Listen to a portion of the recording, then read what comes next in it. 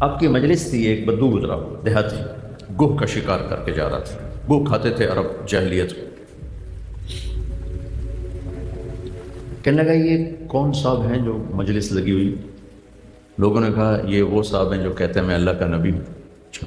اس نے اپنی اونٹنی کو موڑا اور آ کر کہنے لگا تم ہو جو کہتے ہو میں نبی ہوں، بہت بدتمیزی کے ساتھ. تو میرے نبی نے کبھی بدتمیزی کا جواب بدتمیزی سے نہیں دیا، بد اخلاقی کا جواب بد اخلاقی سے نہیں دیا.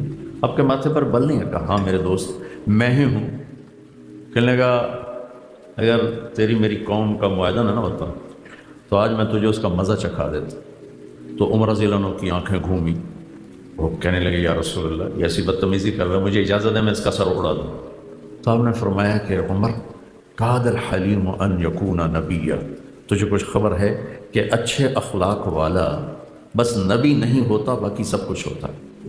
اچھے اخلاق ایسی دولت ہے کہ جس کو اللہ نے، یہ ایک دولت ہے جو ہمارے ہاتھوں میں ہے، پیسہ ہے، نقدی ہے، کاروبار ہے، یہ تو موت پہ ختم ہو جائے گی.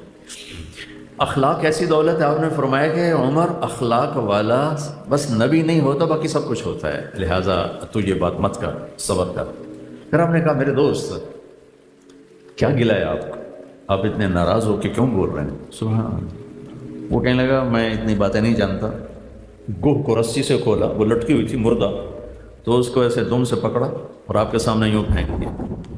کہنے لگا لا اومن حتی یومن ھذا الضب، یہ گوہ اگر کہہ دے کہ تو نبی ہے تو تجھے مان جاؤں گا.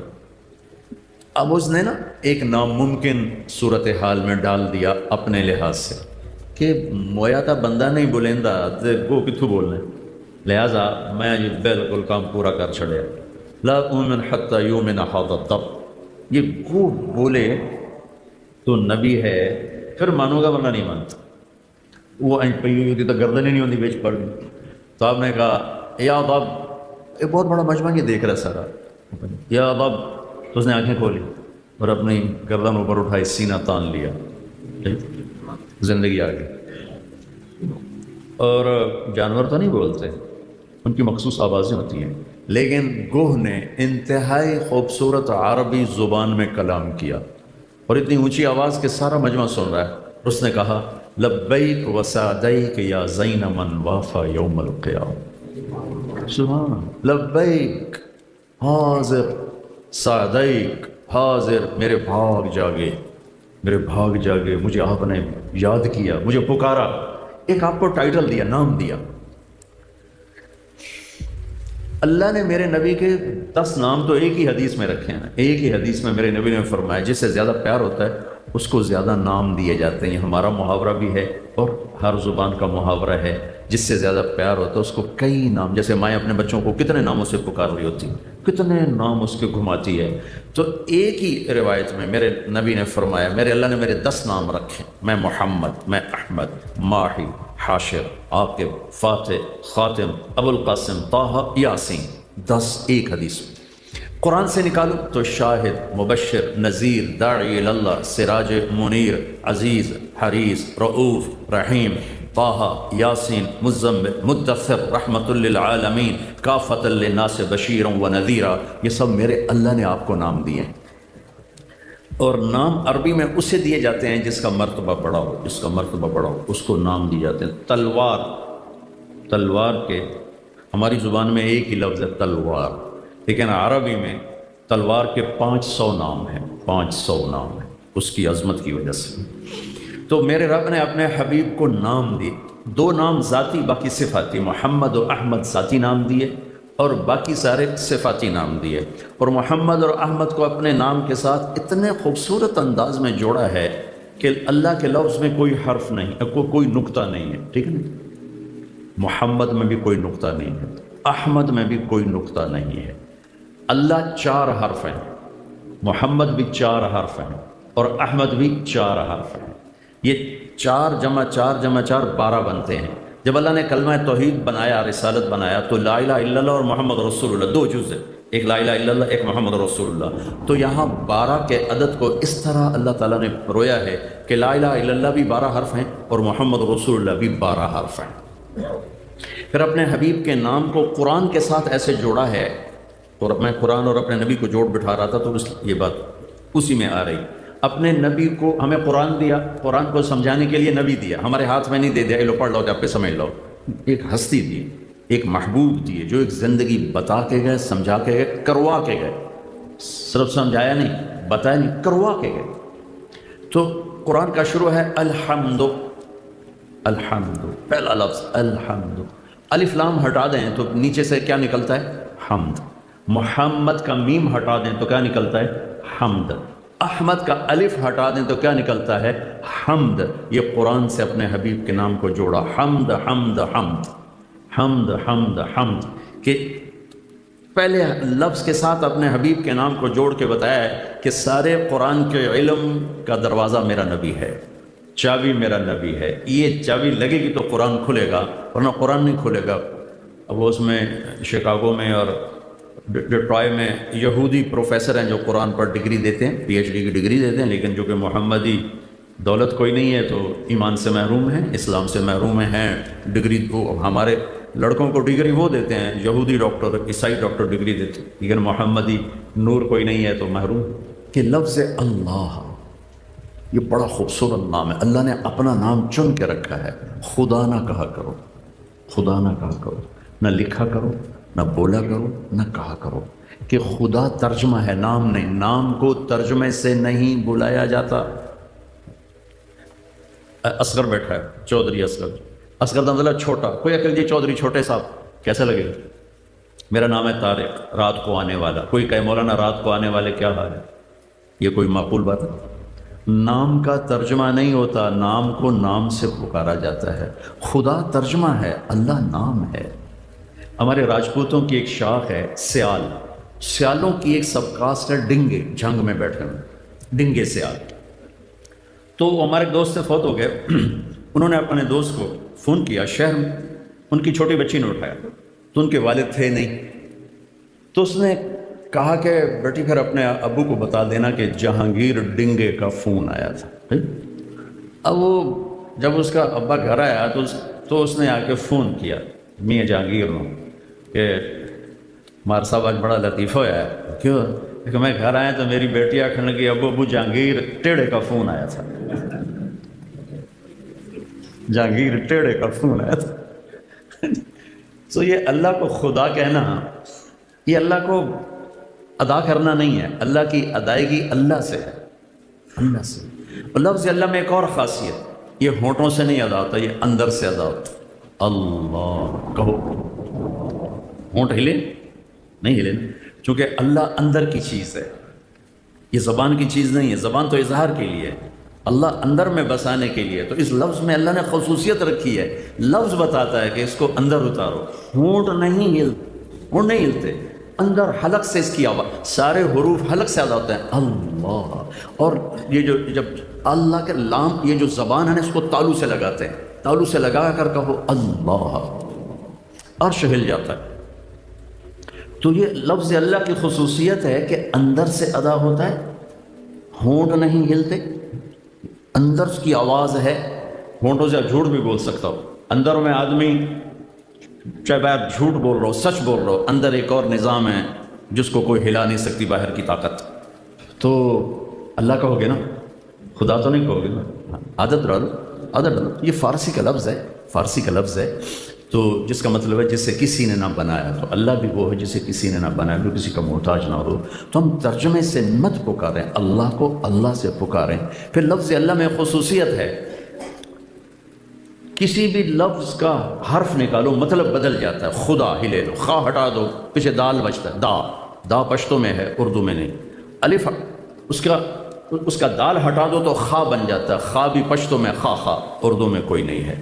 طارق رات کو آنے والا، تا ہٹا دو، ارق بے قرار ہونے والا، بے قرار رہنے والا. جمیل اچھے نصب والا بھی اس کا مطلب ہے، اور خوبصورت بھی اس کا مطلب ہے. جیم ہٹا دو تو کبھی میل بنتا ہے، کبھی میل بنتا ہے. کتنا فرق پڑ گیا. لفظ اللہ، الف ہٹا دو تو پیچھے بچتا ہے للہ. تو قرآن کہتا ہے للہ ما فی السماوات و ما فی الارض، مطلب نہیں بدلا. اگلا لام ہٹا دو پیچھے بچتا ہے لہو، تو قرآن کہتا ہے لہو ما فی السماوات و ما فی الارض، مطلب نہیں بدلا. آخری لام ہٹا دو پیچھے بچتا ہے الہ، تو قرآن کہتا ہے وہو الذی فی السماء الہ و فی الارض الہ، مطلب نہیں بدلا. او عجب العجائب، الف بھی ہٹا دو، لام بھی ہٹا دو، یہ لام بھی ہٹا دو، ہا ہو کی وید ابو کھلا رکھ تانوں اتنے تسی پیسے والے بندے ابو نہیں ٹھیک کرا سکے، واہ چیمبر بھائی واہ، تو تسی پیسے نو کی کرنا ہے، بڑا بوا تو ٹھیک کرا، کھول دے میرا پتر کھول، نہیں دے دی چاچا میں نے بولنا نہیں دینا۔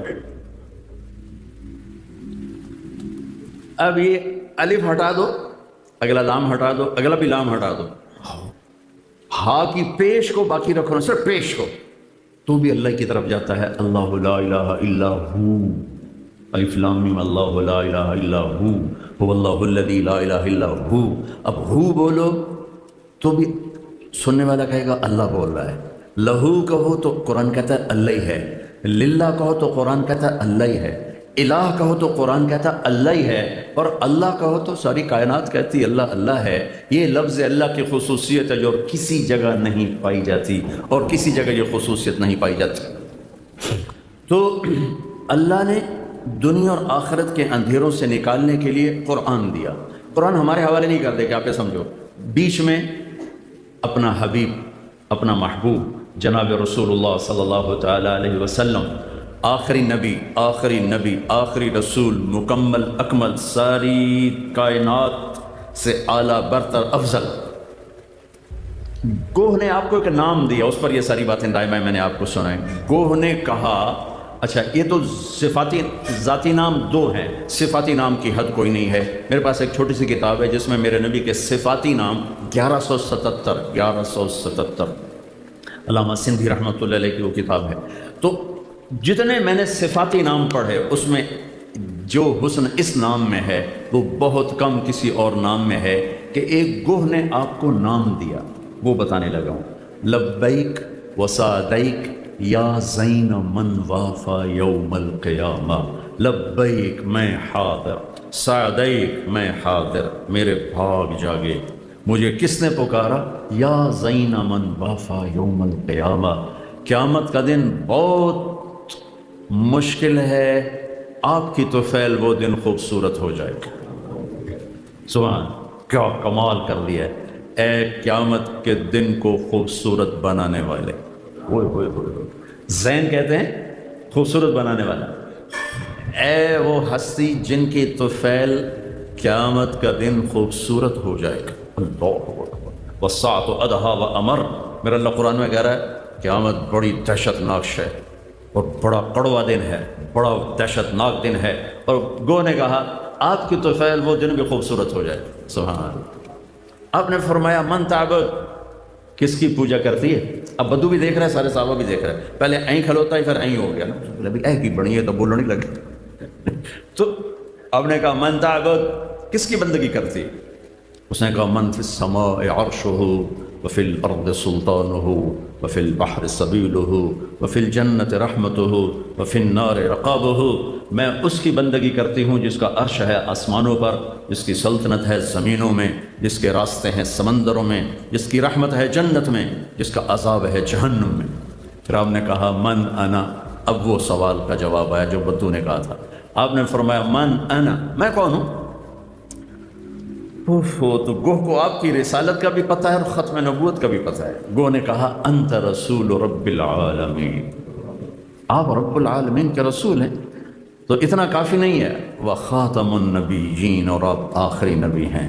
قد افلح من صدقک وقد خاب من کذبک، جس نے آپ کو پہچانا وہ کامیاب ہے، جس نے آپ کا انکار کیا وہ ناکام ہے۔ آپ نے فرمایا میرے دوست اب کیا کہتے ہو؟ کہتا ہوں تو گو مان گئی تو میں نہ ماننا تو پھٹے منہ میرے تو۔ انہوں نے کہا تو میں مانتا ہوں، آپ کا کلمہ پڑھتا ہوں۔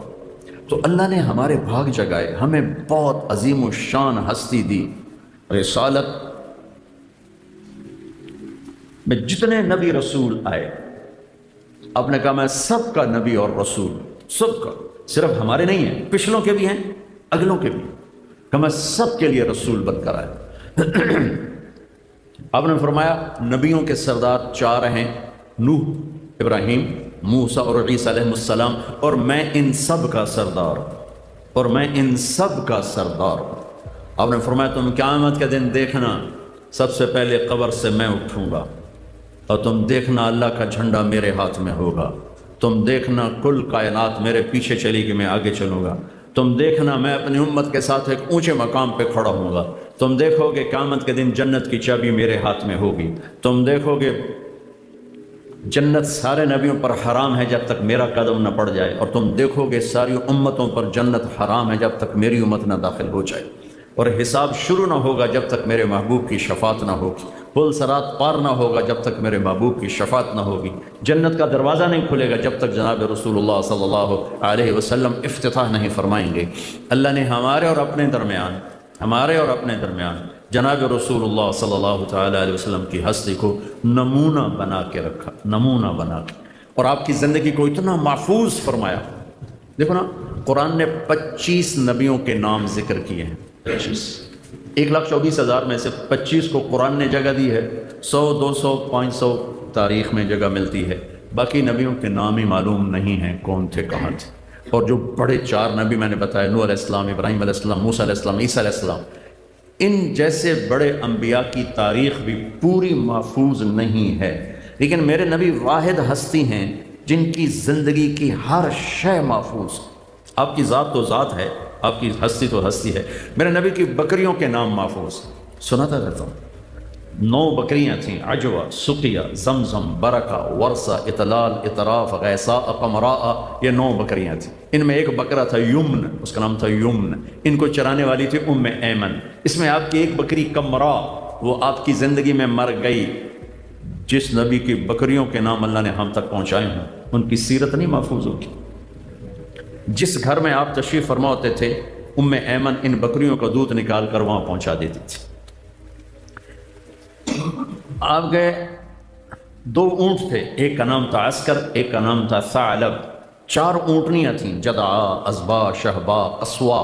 فلاں مقام پر کون سی اونٹنی تھے نام لکھا ہوا ہے۔ آپ نے حجۃ الوداع کا خطبہ دیا قصوا اونٹنی پہ سوار ہو کر، اب مکے میں فاتحانہ انٹر ہوئے قصوا اونٹنی پہ سوار ہو کر، آپ نے طواف زیارت کیا جدعا اونٹنی پہ سوار ہو کر، آپ نے آخری بیان اپنی امت کو دیا 11 تاریخ کو حجۃ الوداع میں عزبا اونٹنی پہ سوار ہو کر۔ یہ تک تو میرے نبی کا لکھا پڑا ہے۔ جس دن آپ کا انتقال ہوا، آپ کی اونٹنی عزبا نے کھانا پینا چھوڑ دیا اور رونا شروع کر۔ ان تو کو نہیں پتا کہ کی گل بنی ہے، لیکن پتہ ہے کہ آج میرے محبوب رخصت ہو گئے، اس کے آنسو چلنا شروع ہو گئے، اور چارہ بھی چھوڑ دیا، پانی بھی چھوڑ دیا، بھوکی پیاسی مر گئی، نہ کھایا نہ پیا۔ آپ کے پاس 2 گدھے تھے، ایک کا نام تھا عفیر، ایک کا نام تھا یعفور۔ جس دن آپ کا انتقال ہوا، اس دن یعفور نے رسی توڑائی اور چیختا ہوا مدینے کی گلیوں میں پھر رہا ہے، ٹکرے مار رہا ہے، یہاں تک کہ کنویں میں چھلانگ لگا کے جان کی بازی ہار۔ آپ کے گھوڑے ہیں بڑے خوبصورت، آپ نے عالی شان گھوڑا، سب سے عالی سواری، اس پہ سوار ہو، اونٹ پہ سوار ہو، اونٹنی پہ سوار ہو۔ آپ کے خچر تھے دلدل اور فضہ، دلدل اور فض۔ دلدل مشہور ہوا کہ اس پر حضرت علی رضی اللہ تعالیٰ نے جنگ نہروان لڑی، اس پر وہ حضرت علی کو ملا تھا، اس پر جنگ نہروان آپ نے لڑی۔ تو جس نبی کے اللہ نے جانور کے نام محفوظ کر کے ہم تک پہنچائے ہوں، آپ کی سیرت، آپ کی زندگی، جب آپ غمگین ہوتے تھے تو آپ یوں بیٹھتے تھے۔ بتاؤ اگر یہ بات نہ معلوم ہو تو حلال حرام پہ تو کوئی فرق نہیں ہے، کیا کرنا ہے وہ بھی واضح، کیا نہیں کرنا وہ بھی واضح ہے۔ میرے نبی غمگین ہوتے تھے تو یوں بیٹھتے تھے، خوش ہوتے تھے تو یہاں سے نور نکلتا تھا، ناراض ہوتے تھے تو یہاں ایک رگ تھی ایسے پھڑکتی تھی، کسی کو بلاتے تھے تو ایسے نہیں کرتے تھے، ایسے کرتے تھے، ایسے، کتنی چھوٹی سی بات، لیکن یوں نہیں کرتے تھے، انگلی کا اشارہ ایک عیب ہے تو پورا ہاتھ کے ایسے کرتے تھے، یوں کرتے۔ جب کوئی بات کرتا تو آپ اس کے لیے یوں ہو جاتے تھے ایسے، جب تک وہ بات کرتا رہتا آپ ایسے ہی بیٹھے رہتے، ادھر آ کے بیٹھا تو یوں ہو جاتے تھے۔ محفل میں آپ کو کوئی بلاتا ہے، میں قربان جاؤں، یہ نبی کا ظرف۔ ادھر سے کسی نے کہا یا رسول اللہ، تو اب مجھے یہ کہیں جی طارق جمیل صاحب، تو میں اتنا ہی کہا ہاں بھائی کی گل ہے۔ ادھر سے یہ کہہ دے طارق جمیل کہاں جی کی گل، لیکن میرے نبی کیا کرتے تھے یا رسول اللہ، تو میرے نبی پہلے یوں ہوتے تھے پھر کہتے تھے جی فرماؤ کی گل۔